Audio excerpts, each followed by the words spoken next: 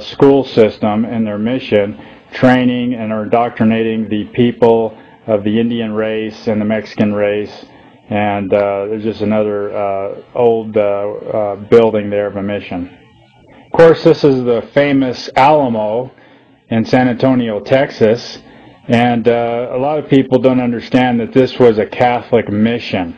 And so here again we have these symbolic buildings that have historical background. That's a Catholic mission and a school system. Out of this same book, on page 71, in 1823, Austin established San Felipe de Austin to serve as the colonial capital of Texas. As an American settlers poured into Texas, they set up their own communities, quickly outnumbering Hispanic settlers. Most refused to become Mexican citizens, convert to Roman Catholicism, or learn Spanish, all of which had been conditions accepted by Austin. So here, in order to become a Mexican citizen, you had to convert to Roman Catholicism. So if you're a Protestant, there's absolutely no way you would convert to a Roman. See the stronghold, people?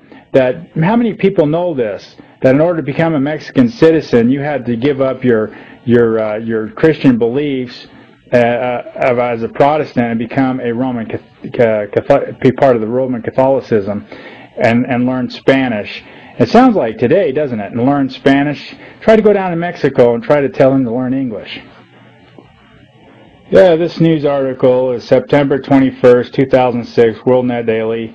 The Iranian president has talks to the United Nations, and he reveals an apocalyptic view. Listen to what the Iranian president said, that a messianic figure is posed to reveal himself after an apocalyptic holocaust on the earth that leaves most of the world's population dead. Here he is. He's saying that a messianic figure is posed to reveal himself after World War III. And right after he gave this speech at the UN, he went over to the Council of Foreign Relations building in New York and spent 90 minutes with the CFR in meetings. Now, this is very revealing that they're all in bed together. Of course, the UN chief in his last speech says global war over religion. You see how it's all over religion? This is an interesting article out of Wikipedia, the free encyclopedia online. Type in prophecy of the popes. And here you read the prophecy of the popes attributed to Saint Malachy, and he lists 112 short phrases in Latin, the next 112 popes from the time he had these trances. He went into a trance and he had these revelations. And as you look and see, flip the page, you see here, he has the different popes, 167, 68, and here he has Latin, and here it is in English. And you can see, as you flip through all of the different revelations he had, all the way up to the very last pope. And we're going to get to it here in a second. There's quite a few. And right here, on this side here, you got the 111th pope. And here it is in Latin. And here is Benedict. And so basically, he was correct on all his prophecies from the 110th, as you see up here, as the 110th Pope, John Paul II. Then he reveals that Benedict would be the 111th. And now he only says there's one more after this, and this is the 112th Pope. And this Pope is going to be called Pope Peter. And it says the Holy Roman Church will be occupied by Peter the Roman. And so, like they say that Peter was the first pope, and it will end. The first shall be last, and last shall be first, and that the next pope will be called Peter. Now we're going to speculate and find out who I believe is going to be the next pope. And this is the guy that is the personal secretary of the pope right now. His name is Don George Gangswine. And I'll get into more of that. This is who I believe the last pope will be, is Don George Gangswine, and he is the private secretary of the current pope, Pope Benedict, and Pope Benedict was the private secretary of the previous pope. And so here we see the chain of command. Now they keep this individual completely out of the spotlight, but you can see a few pictures and stuff on the internet if you look him up.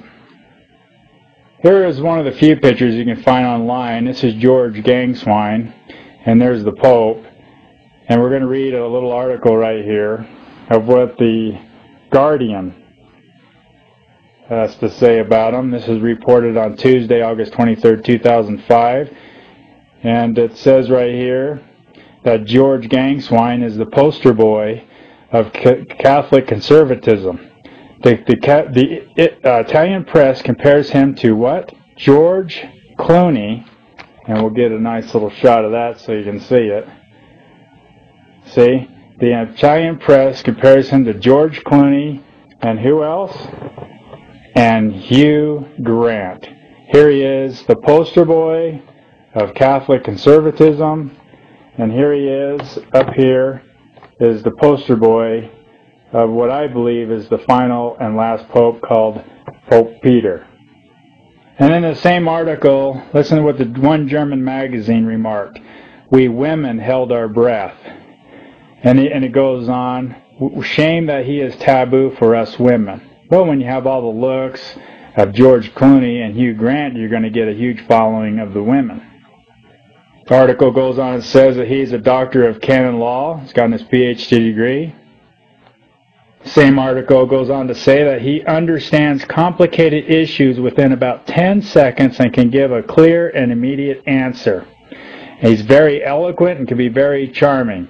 So not only does he have that he can solve complicated issues within 10 seconds, but he's very eloquent and can be very charming. Exactly what the world would love to see in a leader.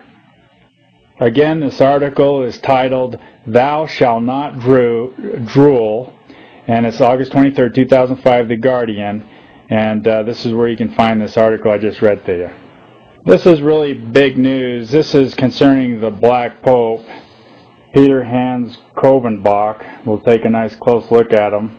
He's the current general of the Jesuits, the most powerful man in the world. And look what this says here in the Catholic news press. It says the Jesuits to elect new black pope in 2008. It would begin on January 5th, 2008 in Rome.